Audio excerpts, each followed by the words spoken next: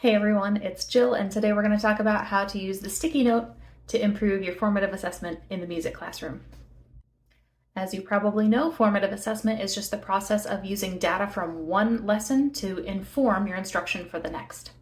As musicians, we've been doing this whole process our entire lives, and so we're masters of it. Administrators are always impressed with how well we do it, but this is just an extra tool in your arsenal. All you have to do is keep a pack of these on your music stand during the whole rehearsal. Here's how I use them. For the purposes of demonstration today, I'm going to be using the score for Robert W. Smith's Encanto. If you've got a grade 3 band and you've never programmed this one, time to get on that. It's an absolute classic. Kids everywhere love it. So let's say in my lesson plan for today, I've got 15 minutes to work on this page and the next, and we've got a lot going on. Our goals are time and tempo shifts to get those worked out.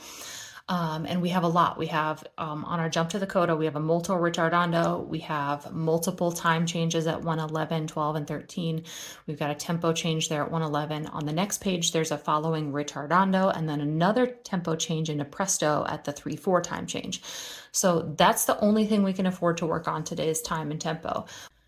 So while I'm rehearsing these two pages on the time and tempo changes, I hear some other things, namely that number one, the students are not doing this decrescendo that is in the first measure on this page. So I'm going to put a sticky note right there where that one is.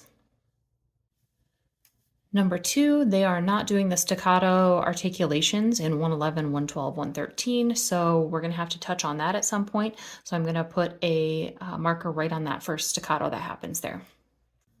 And number three, we've got some inappropriate phrasing going on. We have folks breathing after a crescendo into a forte on a bar line, and I don't like that. So I'm also going to mark the end of that crescendo so that we can address that at some point as well. All these three things are things that in today's rehearsal, I absolutely do not have time to touch on. They're not in our rehearsal goals, but we will need to talk about them at some point. This way, if you don't get planning until the end of the day or even the next day and your brain starts to wonder, oh, what was that thing that I was going to work on? All you have to do is go back to your score and check out where your sticky notes are, and that'll instantly tell you that thing that bugged you during rehearsal that you need to catch the next time. That's it for today's tip. If you have an awesome tip on improving your formative assessment practice during rehearsals, I would love to hear it. Leave it in the comments for me. Otherwise, I'll catch you next time.